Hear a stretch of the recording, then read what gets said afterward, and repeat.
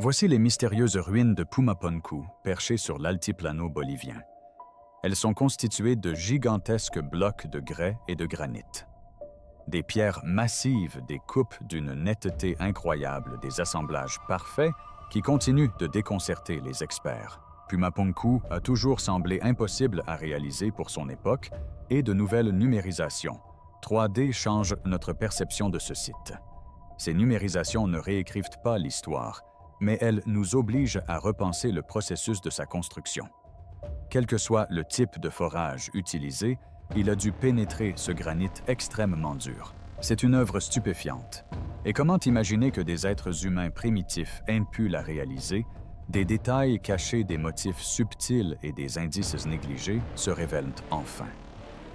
Une caractéristique particulière à l'intérieur des pierres soulève une question inattendue. Comment les bâtisseurs de l'Antiquité ont-ils pu concevoir un tel site avec une telle précision, les ruines de Pumapunku à près de 4,0 mètres d'altitude sur l'altiplano bolivien? Et pourquoi ce détail est-il important aujourd'hui? Les réponses ne sont pas évidentes, et c'est précisément là tout l'intérêt. Des pierres qui défient leur temps. Pumapunku est l'un des sites antiques les plus énigmatiques au monde célèbre pour ses blocs de pierre massifs assemblés avec une extrême précision. La taille et l'assemblage des pierres sont si nets que même les bâtisseurs modernes peinent à reproduire une telle exactitude. Certains blocs pèsent plus de 100 tonnes, ce qui soulève une question fondamentale. Comment une civilisation ancienne a-t-elle pu déplacer, façonner et disposer des pierres de cette taille sans outils ni machines en métal? La douceur des surfaces et la complexité des formes géométriques témoignent d'une planification minutieuse et d'un savoir-faire exceptionnel. Pourtant, aucune explication ne rend pleinement compte de la réalisation d'un tel travail. Le mystère s'épaissit lorsqu'on considère l'ancienneté du site. Construit il y a plus de 1000 ans, Pumapunku est antérieur à la généralisation de l'utilisation des outils en métal dans la région. Malgré cette contrainte, les bâtisseurs ont réalisé des découpes d'une précision remarquable et des assemblages impeccables. Si les premières hypothèses reposaient sur des technologies disparues, ou sur des spéculations, l'archéologie moderne privilégie les explications fondées sur des preuves et centrées sur l'ingéniosité humaine. Pour autant, des questions essentielles demeurent quant aux outils à l'organisation et aux méthodes qui ont permis une telle précision durable. Le charme du site réside en grande partie dans son alignement et la qualité de sa construction. De nombreuses pierres s'imbriquent comme les pièces d'un puzzle, formant des joints qui remplissent des fonctions structurelles similaires à celles du génie civil moderne. Cette conception réduit le besoin de mortier et permet aux structures de résister au séisme et à l'usure du temps. Cependant, les archéologues peinent encore à expliquer comment une telle régularité a pu être maintenue sur des blocs aussi imposants sans outils de mesure standardisés. Les bâtisseurs ont également démontré une excellente connaissance du comportement des matériaux. Certaines pierres étaient taillées pour limiter l'érosion, ce qui laisse supposer une compréhension de l'évolution de la pierre au fil du temps. Cela suggère des méthodes de construction fondées sur l'observation, l'expérimentation et un savoir-faire transmis de génération en génération. Cependant, nombre de ces détails sont restés enfouis sous la terre et les intempéries pendant des siècles. L'étude du Pumapunku s'est longtemps avérée complexe. Le site est isolé fortement endommagé et ne comporte aucun document écrit décrivant sa construction.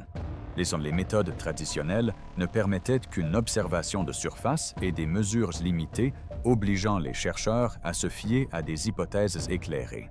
La difficulté résidait non seulement dans la taille ou l'âge des pierres, mais aussi dans leur agencement complexe. La variété des dimensions des blocs, les angles aigus et les rainures sculptées témoignent d'une planification rarement observée même à des époques plus tardives. Pumapunku atteste d'une tradition d'ingénierie méconnue qui soulève encore plus de questions qu'elle n'apporte de réponses.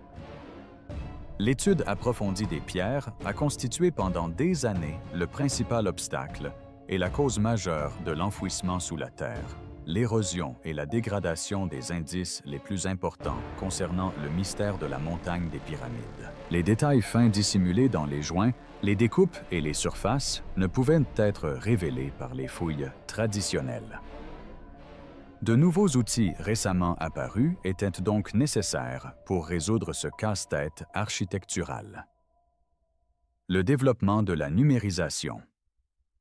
3D haute résolution figure parmi les techniques numériques avancées qui ont permis cette avancée. L'application de ces méthodes a permis aux chercheurs d'analyser avec précision chaque surface, angle et joint sans toucher physiquement les pierres. La combinaison des preuves matérielles et des modèles informatiques a permis aux scientifiques de commencer à se faire une idée plus précise de la construction du Pumapunku. La découverte de l'existence de ces éléments autrefois invisibles et la possibilité de les mesurer ont constitué l'accès à des connaissances longtemps restées inaccessibles. La résolution du mystère de Pumapunku ne concerne pas uniquement ce site. Elle remet en question l'ensemble des concepts liés à la technologie, à la planification et au niveau de compétences techniques des civilisations anciennes. Les découvertes scientifiques suggèrent que les civilisations primitives étaient peut-être bien plus performantes qu'on ne le pensait généralement. Pour saisir toute la portée de Pumapunku, il est essentiel de comprendre comment les technologies modernes de numérisation 3D ont permis de révéler ce que le temps et les éléments avaient dissimulé pendant des siècles. Désormais, l'impact révolutionnaire de la numérisation 3D avancée ouvre de nouvelles perspectives à la recherche archéologique, transformant notre manière d'observer et d'interpréter des sites anciens comme Pumapunku. Numérisation 3D avancée. La numérisation 3D haute résolution a révolutionné la recherche archéologique et Pumapunku en est l'un des exemples les plus révélateurs. Contrairement aux fouilles traditionnelles, la numérisation 3D capture les détails de surface et de structure sans toucher les pierres. Cela permet d'étudier en toute sécurité les zones fragiles ou difficiles d'accès, tout en préservant le site. Les modèles numériques obtenus fournissent des enregistrements précis de la forme de la texture et des caractéristiques de construction qu'il était auparavant impossible de documenter intégralement. À Pumapunku, la technologie de numérisation a révélé des détails enfouis sous des siècles d'érosion. Les chercheurs peuvent désormais observer les marques d'outils, les finitions de surface et les ajustements subtils effectués par les bâtisseurs. L'analyse de la microtopographie de chaque bloc permet aux scientifiques d'identifier les méthodes de polissage, la précision des joints et la manière dont les pierres ont été assemblées.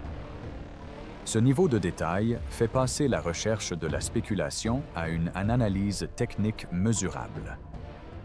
Les coupes virtuelles et les comparaisons révèlent des schémas qui expliquent la planification et l'assemblage du site. Un autre avantage majeur de la numérisation 3D réside dans son caractère non destructif. Les données numériques peuvent être consultées à l'infini sans risque d'endommager les pierres. Cela permet aux experts de différents domaines, archéologie, ingénierie, architecture et géologie, de collaborer à partir des mêmes modèles précis. La numérisation par drone a permis d'étendre considérablement la couverture, atteignant des zones élevées et difficiles d'accès sur l'ensemble du site. Devenue un élément essentiel de la gestion du site, la numérisation permet aujourd'hui de disposer de modèles numériques. Ces modèles offrent aux générations futures un aperçu de l'état du site à un moment précis et constituent ainsi un point de référence pour suivre l'évolution de sa structure, notamment sa dégradation progressive, les dommages causés par les intempéries et les modifications structurelles. Ainsi, la préservation numérique est devenue un outil indispensable face aux menaces naturelles qui pèsent sur le site de Pumapunku. De plus, la grande précision des données permet leur diffusion publique, offrant ainsi aux chercheurs et universitaires du monde entier un accès au site. Ceci contribue à sa diffusion et à sa préservation grâce à une étude transparente et factuelle plutôt qu'à des récits mythologiques. Les résultats indiquent que les bâtisseurs de Pumapunku étaient conscients de leurs actes et ont donc suivi une approche systématique appliquant la même technique sur l'ensemble du site. La numérisation 3D révèle la présence d'éléments tels que l'espacement régulier des joints, la régularité des surfaces et le placement précis des angles, autant d'éléments témoignant d'une conception réfléchie et d'une expertise technique partagée. Les architectes de ce projet monumental disposaient des outils et des connaissances nécessaires pour perpétuer un système de construction standard caractérisé par l'utilisation de matériaux simples, voire de qualité médiocre. Les données 3D confirment que l'équipe a enfoncé avec une grande précision les blocs de pierre géants jusqu'au cœur du bâtiment, les rendant ainsi extrêmement résistants aux secousses sismiques, même dans cette zone sismique. Les modèles virtuels montrent également comment la structure et la masse de la pierre ont permis de répartir uniformément la pression sans mortier. Nombre de ces concepts avaient déjà été avancés. Cependant, c'est le processus de numérisation qui a permis de lever définitivement le voile sur cette question en apportant une première confirmation incontestable. Plus précisément, la numérisation révèle la conception implicite et fonctionnelle du bâtiment au-delà de sa structure apparente.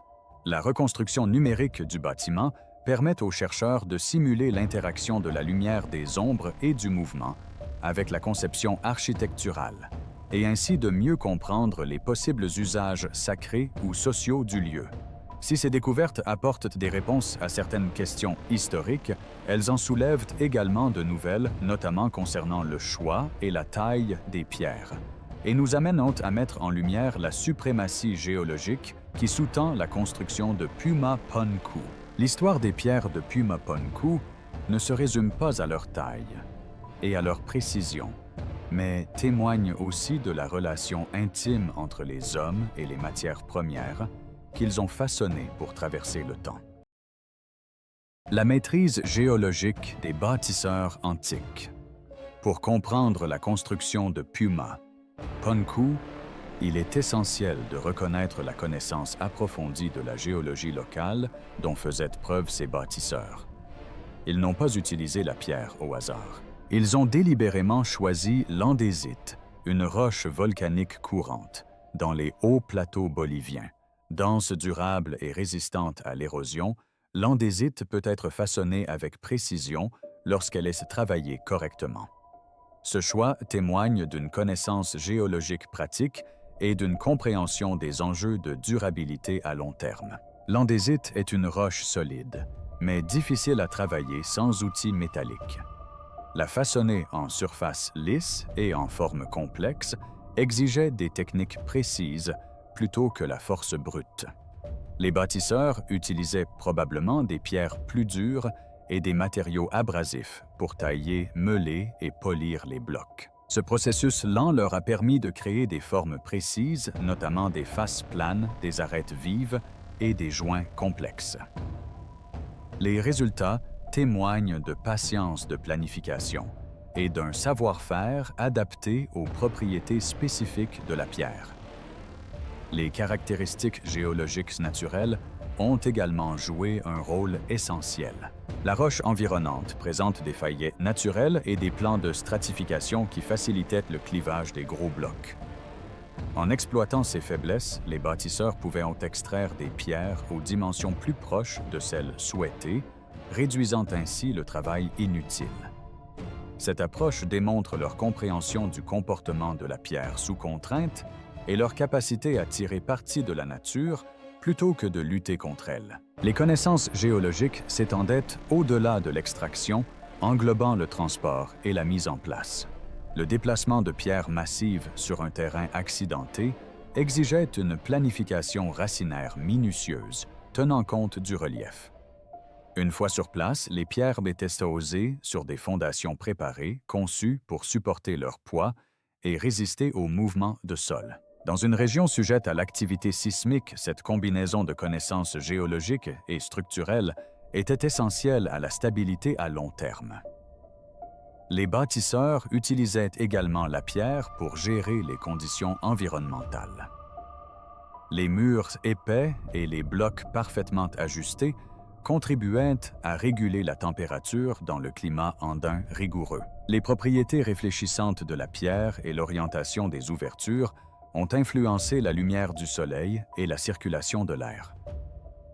Ces choix de conception suggèrent que la construction visait à concilier durabilité, confort et fonctionnalité.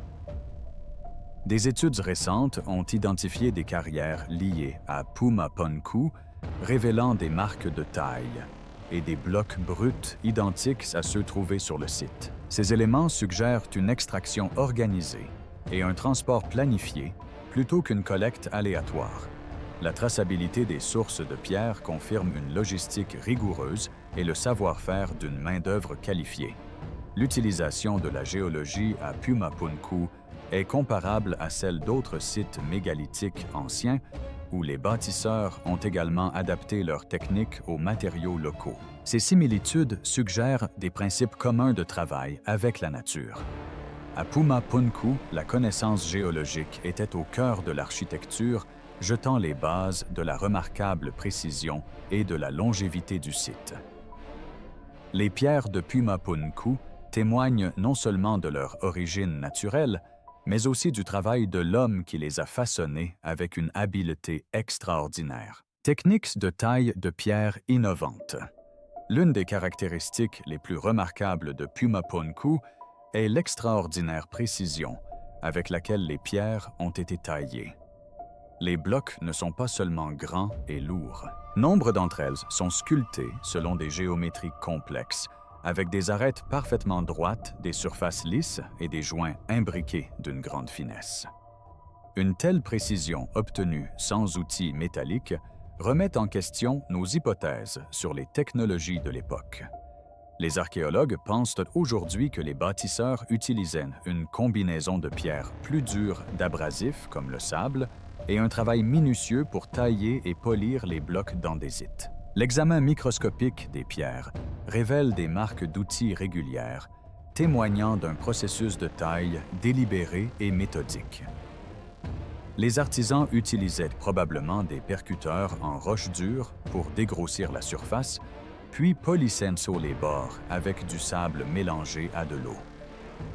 Cette technique en 2 étapes permettait à la fois un dégrossissage et une finition raffinée. L'absence de métal conjuguée à la finesse des détails remet en question l'idée reçue selon laquelle le métal était indispensable à un tel niveau de savoir-faire. De plus nombre de blocs de pierre présentent des angles droits précis et des angles taillés à 45 degrés exacts, ainsi que des trous et des rainures parfaitement ronds. La réalisation de ces formes exigeait des outils et des techniques spécifiques pour être constante. Des chercheurs ont émis l'hypothèse que des outils semblables à des forêts, probablement des forêts manuelles en bois ou en pierre combinées à une boue abrasive, ont été utilisés pour percer les trous. La profondeur et le diamètre constant de ces trous témoignent non seulement d'une grande habileté manuelle, mais aussi d'une parfaite maîtrise de la géométrie. Ce niveau de précision dans la taille de la pierre reflète également une phase de planification bien plus élaborée que la simple improvisation. Les bâtisseurs semblent avoir travaillé à partir de plans ou de gabarits détaillés, veillant à ce que chaque pierre s'emboîte parfaitement avec les autres. La présence de joints uniformes, notamment des assemblages à rainures et languettes et à queue d'aronde, suggère qu'il s'agissait de choix structurels destinés à immobiliser solidement les blocs. Cette précision a empêché tout mouvement au fil du temps, expliquant ainsi pourquoi le site est resté remarquablement intact, malgré des siècles d'exposition aux intempéries. Il est fascinant de constater que les bâtisseurs n'ont pas hésité à tirer parti des caractéristiques naturelles de la pierre lors de sa taille. Ils ont utilisé les fissures et les clivages naturels de l'andésite pour faciliter le découpage des grandes dalles. Cela témoigne des connaissances géologiques approfondies dont les sculpteurs faisaient déjà preuve. Lorsque ce savoir-faire en matière de matières premières est combiné à une technique extrêmement laborieuse, les pierres de Pumapunku deviennent non seulement des prouesses d'ingénierie, mais aussi de véritables œuvres d'art. Leur fabrication n'était pas chose aisée et exigeait un savoir-faire spécialisé transmis par des artisans qualifiés. L'archéologie expérimentale a montré que l'homme primitif, même après de longs efforts, ne pourrait produire avec des outils modernes qu'une pâle copie des créations de Pumapunku, ce qui laisse supposer l'existence d'une main-d'œuvre nombreuse et dévouée sur le site. Un tel savoir-faire est la preuve manifeste d'une société très organisée et puissante, capable de mener à bien de vastes projets de construction et soucieuse de la qualité et de la précision de son architecture. Malgré l'absence d'outils métalliques, les ouvriers n'ont laissé aucune trace de travail bâclé ou de mauvaise qualité. Bien au contraire, la régularité et la symétrie constante témoignent d'une société qui valorisait la perfection technique et des traits de caractère affirmés. L'esprit novateur des bâtisseurs avait déjà été mis en lumière par les chercheurs non seulement grâce à l'utilisation de technologies de pointe, mais aussi grâce à la mise en œuvre d'un processus rigoureux et systématique. Il en résulta une architecture de pierre bien en avance sur son temps. Les techniques de taille et de sculpture sont ainsi intimement liées à la vocation du site. L'ajustement et la finition parfaite des pierres étaient essentiels non seulement à la solidité de l'édifice, mais aussi à la force spirituelle de Pumapunku. De leurs mains expertes, les bâtisseurs ont transformé la matière brute en forme, exprimant puissance, cosmologie et identité. Ce lien entre fonction et signification élève le site au-delà du simple projet de construction. Les ouvriers qualifiés ont non seulement mis au point de nouvelles méthodes de taille, mais ont également apporté une autre innovation technique majeure, l'ancrage solide des énormes pierres, garantissant ainsi stabilité et durabilité à long terme. L'ingéniosité déployée dans la maçonnerie nous amène naturellement à comprendre comment les bâtisseurs de Pumapunku ont stabilisé et soutenu ces blocs colossaux grâce à des techniques d'ancrage sophistiquées. Au-delà de l'aspect saisissant de Pumapunku, se cache une maîtrise pointue du génie des structures, notamment en ce qui concerne l'ancrage et la stabilisation de ces imposantes pierres. Les bâtisseurs ne se sont pas contentés de miser sur leur poids. Ils ont au contraire employé des méthodes précises pour fixer solidement les pierres au sol et les unes aux autres, garantissant ainsi une stabilité durable dans une région sujette au séisme et aux mouvements de terrain. Les numérisations modernes révèlent que de nombreux blocs s'enfoncent profondément sous la surface. De larges portions de pierre étaient encastrées dans des rainures creusées dans la roche-mère ou dans de la terre compacte, créant ainsi des fondations solides qui résistaient aux mouvements de terrain et à l'érosion. En enfonçant partiellement les pierres dans le sol, les bâtisseurs obtenaient une stabilité comparable à celle des fondations modernes qui soutiennent les grandes structures. Les pierres étaient assemblées grâce à des systèmes d'emboîtement précis. Des assemblages à rainures et languettes à queue d'aronde et des chevilles en pierre permettaient de lier les blocs sans mortier ni métal. Ces joints répartissaient le poids uniformément et empêchaient tout mouvement au fil du temps. Cette méthode d'assemblage à blanc exigeait une extrême précision, transformant le site en une structure unifiée, plutôt qu'en un ensemble de blocs disparates. La répartition du poids a joué un rôle crucial dans la durabilité de l'ouvrage. Les bâtisseurs ont évité d'empiler les pierres de manière à concentrer les contraintes. Ils ont donc conçu des couches superposées et de multiples chemins de charge afin de répartir la pression sur de plus grandes surfaces. Cette conception de la compression et de l'équilibre reflète fidèlement les principes utilisés en ingénierie moderne. Certaines pierres présentent également des coupes angulaires et des bords biseautés qui ont pu contribuer à atténuer les forces sismiques. Bien que l'intention exacte demeure incertaine, ces choix de conception témoignent d'une prise en compte de l'influence des mouvements de terrain sur les structures en pierre. Les bâtisseurs semblent avoir adapté leurs méthodes aux conditions environnementales locales. Leur savoir-faire en ingénierie transparaît également dans l'intégration harmonieuse du site à son environnement, construit sur un haut plateau au terrain accidenté. Pumapunku a nécessité un nivellement précis et des fondations profondes. Les bâtisseurs ont transformé un sol instable en une plateforme stable témoignant d'une planification minutieuse avant même le début des travaux. De nombreuses pierres servaient à plusieurs usages. Certaines structures servaient de murs et de supports, tandis que d'autres contribuaient à la gestion des eaux et au drainage, protégeant ainsi les fondations.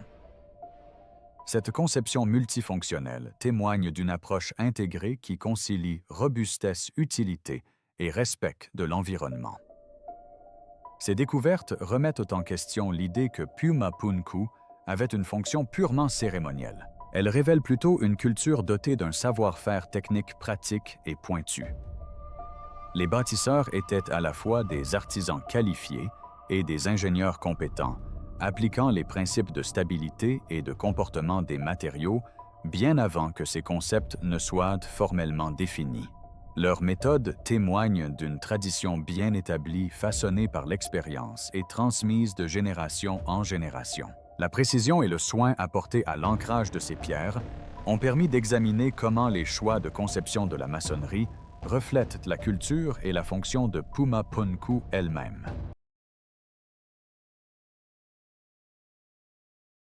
Conception fonctionnelle au service de la maçonnerie. La maçonnerie de Pumapunku reflète bien plus que la force et la précision.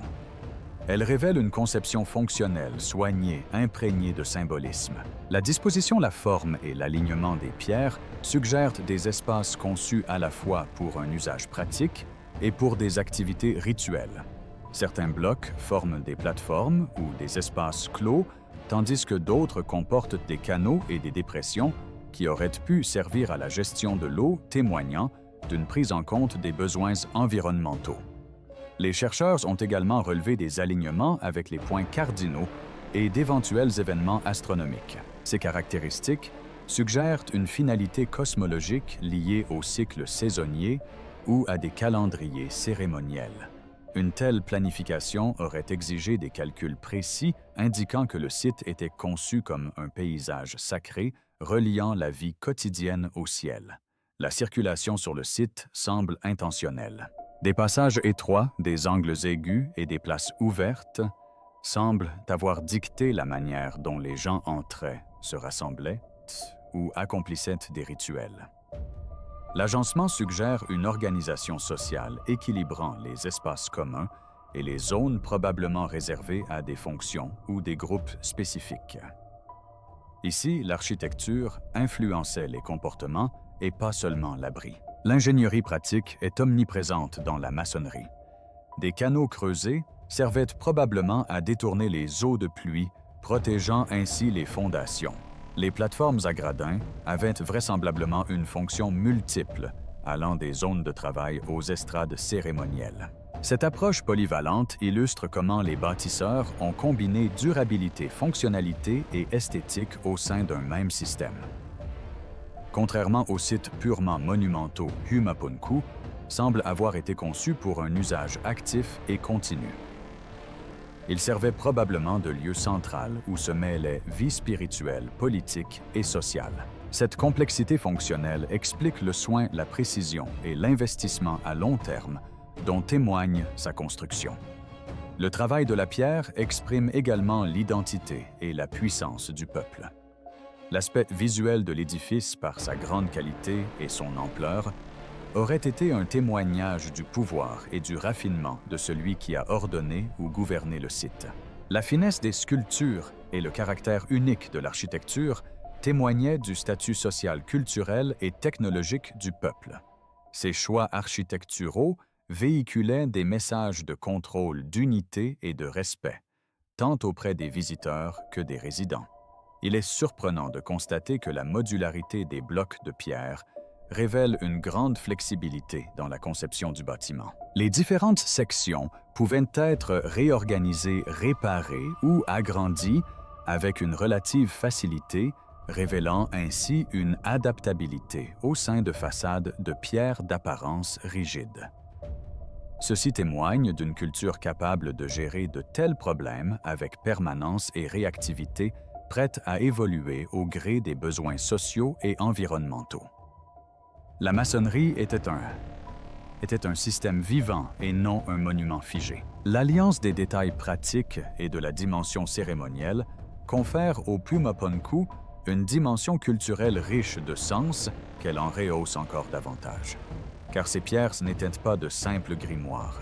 Elles étaient finement sculptées et agencées, créant des espaces où l'expérience et l'identité étaient aussi importantes que la protection ou la défense. Comprendre cette fonctionnalité à plusieurs niveaux nous permet de considérer le site comme un patrimoine vivant complexe, reflète des valeurs et du savoir-faire de ses bâtisseurs. Ainsi, chaque pierre fut choisie intentionnellement un bloc qui n'était pas seulement destiné à la construction de murs, mais aussi à l'expression de la vision du monde d'une culture. L'architecture de Pumapunku était un langage de pierre exprimant puissance, protection et lien sacré unissant le peuple à son environnement et au ciel. Il ne s'agissait pas d'ornementation ni d'un hasard, mais d'une démarche profondément réfléchie et intentionnelle. La précision de cette conception fonctionnelle reflète une tradition ancrée dans un savoir collectif transmis de génération en génération qui a façonné non seulement des pierres, mais des modes de vie entiers. Transmission du savoir culturel. L'uniformité et la sophistication de l'ouvrage en pierre de Pumapunku montrent clairement qu'il ne s'agissait pas du travail d'un seul bâtisseur, ni d'une expérience isolée. Les méthodes et les conceptions reflètent plutôt une tradition culturelle profondément enracinée, probablement transmise de génération en génération d'artisans et d'architectes. Cette continuité a permis que chaque pierre, chaque joint et chaque canal respectent les normes établies, tout en autorisant un perfectionnement et une innovation progressifs. Le site incarne un savoir-faire précieux, jalousement préservé et transmis de maître à apprenti. Cette transmission était probablement régie par des structures sociales dédiées à la préservation du savoir-faire technique. Les artisans qualifiés formaient des guildes ou des groupes d'artisans spécialisés chargés d'enseigner les méthodes de mesure précises, les techniques d'extraction et les exigences cérémonielles. Leur connaissance dépassait le cadre de la construction de base. Le site de Pumapunku intégrait une compréhension approfondie de la géologie de l'hydraulique, de l'astronomie et du symbolisme. Cette spécialisation témoigne d'une société où l'artisanat était à la fois valorisé et institutionnalisé. Le système géométrique qui sous-tend l'assemblage des pierres est remarquable et demeure constant dans tout le complexe. Les mesures semblent standardisées avec des modules et des rapports répétitifs, ce qui suggère un cadre mathématique commun. Cette uniformité implique l'existence d'un langage de construction, d'un ensemble de règles ou de plans communiqués verbalement, visuellement ou par la pratique. Le savoir n'était ni dispersé ni improvisé. C'était un savoir-faire précis et transmissible. Cette maîtrise transmise au fil du temps exigeait non seulement une expertise technique, mais aussi un engagement culturel. Préserver la fidélité au design de Pumapunku impliquait de renforcer les valeurs sociales liées à la signification et à la fonction du site. Cette transmission du savoir constituait un acte de préservation culturelle reliant chaque génération à ses ancêtres et à l'identité collective. Les bâtisseurs comprenaient qu'ils étaient les gardiens d'un héritage bien plus vaste que la seule architecture. Les découvertes archéologiques suggèrent que cette tradition s'étendait probablement au-delà de Pumapunku, reliant de nombreux sites de la région. Des techniques de taille de pierre et des principes de conception similaires se retrouvent ailleurs dans les Andes, témoignant d'un vaste réseau de concepts et de pratiques partagées. Ceci soulève des questions quant à la diffusion de ce savoir, que ce soit par le biais de migrations d'échanges commerciaux ou rituels, et quant à son influence sur le paysage sociopolitique. Les processus de transmission des connaissances combinaient probablement formation formelle, enseignement oral et apprentissage pratique. Cet apprentissage immersif aurait permis d'intégrer non seulement des compétences, mais aussi des valeurs, des philosophies et des rôles sociaux intrinsèquement liés à l'édifice.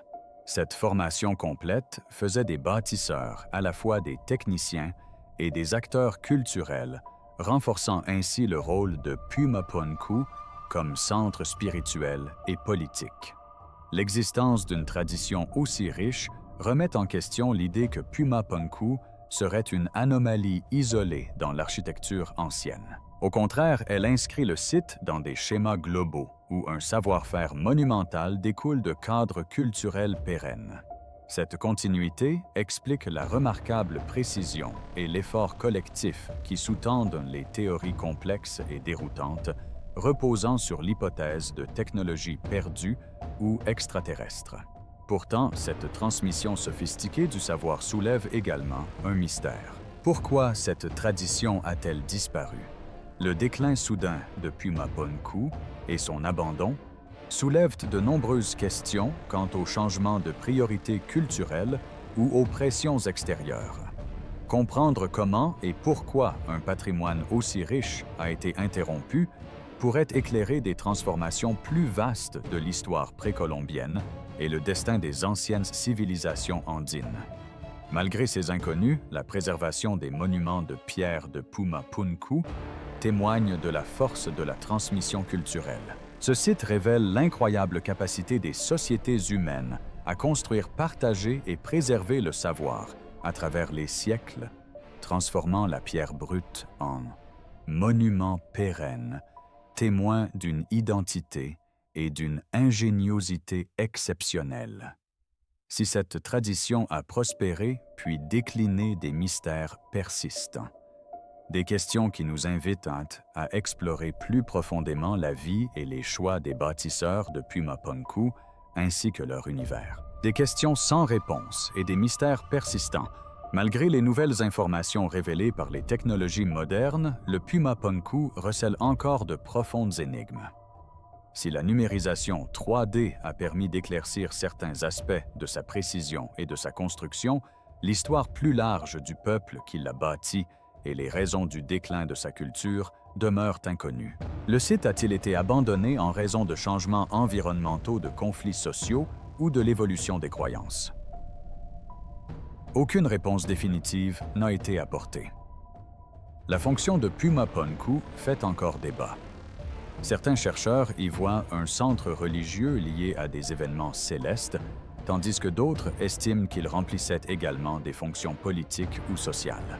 Son alignement précis et son agencement complexe suggèrent qu'il avait une fonction qui dépassait le simple symbolisme. Pourtant, son rôle exact au sein de la société antique demeure incertain. Pour le comprendre, il est nécessaire de conjuguer archéologie et comparaison culturelle et historique, un processus loin d'être achevé. Un autre mystère important que pose le transport de ces pierres massives concerne la manière dont elles ont été déplacées sur des terrains rocailleux. Si des études ont permis de révéler les techniques d'extraction et d'ancrage, l'incertitude demeure quant au déplacement de ces pierres colossales pesant jusqu'à plusieurs dizaines de tonnes. Les hypothèses vont de l'utilisation de cordes et de rouleaux à des systèmes entièrement nouveaux et complexes, mais malheureusement, aucune ne repose sur des preuves directes. L'absence de consensus sur cette question symbolise l'effort considérable et le haut niveau d'organisation nécessaire. La disparition du savoir-faire à l'origine de la construction de Pumapunku constitue également un mystère fascinant. Bien que le site témoigne d'un artisanat remarquable et d'une planification méticuleuse, La tradition même qui lui a donné naissance s'est éteinte lentement mais sûrement. Il est possible qu'une combinaison de facteurs, tels que des bouleversements climatiques, des changements politiques ou des mutations culturelles, ait affecté cette tradition, nous rappelant ainsi la fragilité des savoirs, même les plus anciens, et leur facilité à disparaître. Pumapunku nous rappelle également les limites de notre compréhension contemporaine. Chaque nouvelle découverte apporte des réponses tout en soulevant de nouvelles questions. Il reste encore de nombreux sites antiques à explorer et parfois l'histoire n'est dévoilée que partiellement. L'interaction entre savoir et mystère demeure un moteur essentiel de la recherche et de l'intérêt du public. Pumapunku, cependant, nous invite à reconsidérer les civilisations anciennes et à aborder le passé avec un esprit plus ouvert.